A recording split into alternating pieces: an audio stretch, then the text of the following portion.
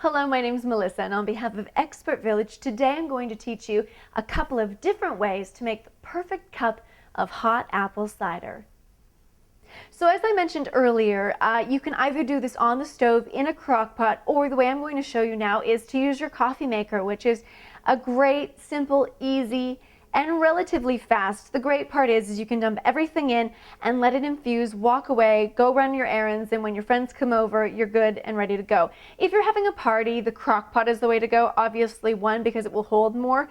This is really for entertaining your friends or a couple of people. The crock pot too, fabulous, because again, you can walk away from it versus having to wait for it to come to a boil on the stove and then having to put it into cups and such.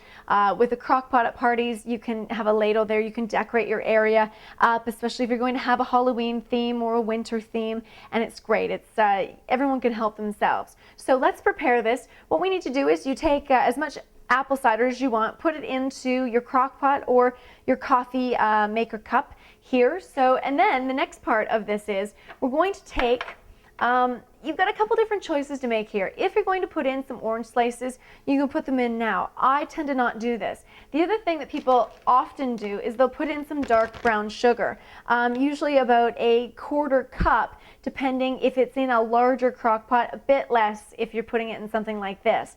Again, I'm not really into the brown sugar. It is something that you can experiment with. This is all to taste. So you can try that out if you like. I'm going to leave that out today.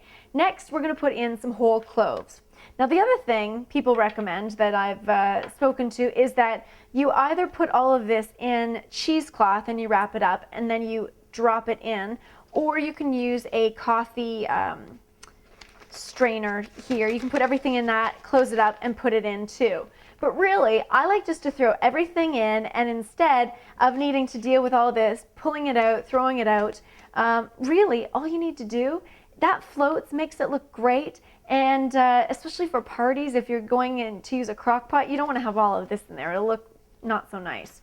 So if you're pouring cups and people are worried about it, you can always use a strainer if you want to, but a good old-fashioned ladle will you can usually get anything out. If you don't want the cloves or a cinnamon stick in there, you can kind of work with that. So we're not going to use any of this stuff today. Again, if you want to, when you're pouring it, you can use the strainer to get anything out, cloves and such. But for now, because it's for more people, we're going to put in a couple, 2 to 3 cinnamon sticks.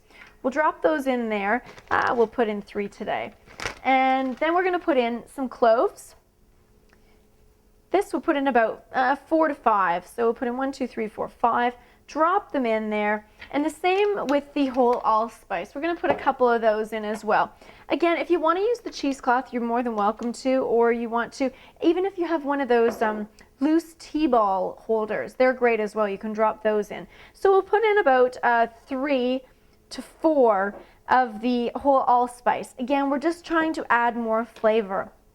It's really as simple as that. Close that up, put it on top in your crock pot, or turn on the coffee maker, and away you go.